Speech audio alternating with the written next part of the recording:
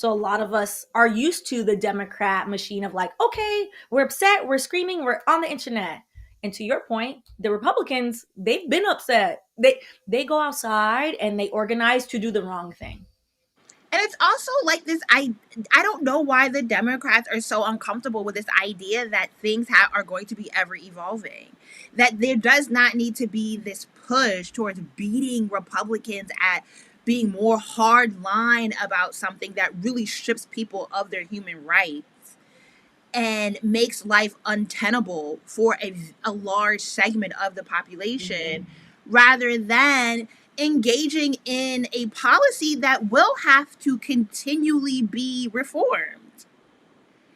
You run a government for at the federal level for a huge diverse country with diverse needs.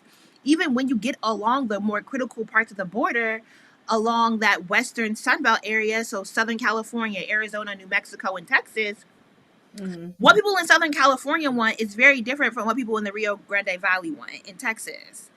And Mm-hmm. it just is, I just don't understand this resistance to engaging with the constituents, with the people, and parsing out the complications of American immigration policy.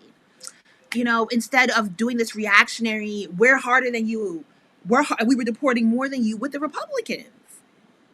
It's such a wild stance. It It's just, it, it, it it's doesn't, because such it's a not a wild policy stance. stance. There's no policy, there's no vibes, there's no like, oh, this is what we should do, this is how we're going to make it better. Because while immigration is something that needs to be tackled, we need to discuss it. There's a lot of nuance. Like, what do you do? Like, for example, what do you do with the segment of people that qualify as dreamers? So people that were not born here but have been here since they were young children, have essentially grown up here, have no recollection of their home country. They have to pay an additional tax to be in this country.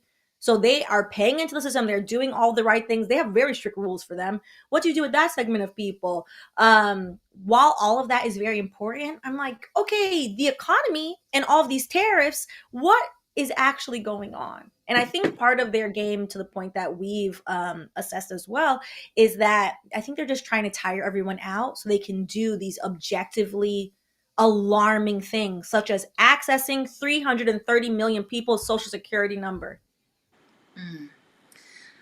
Girl, we're gonna get stuck here forever. We gotta move on.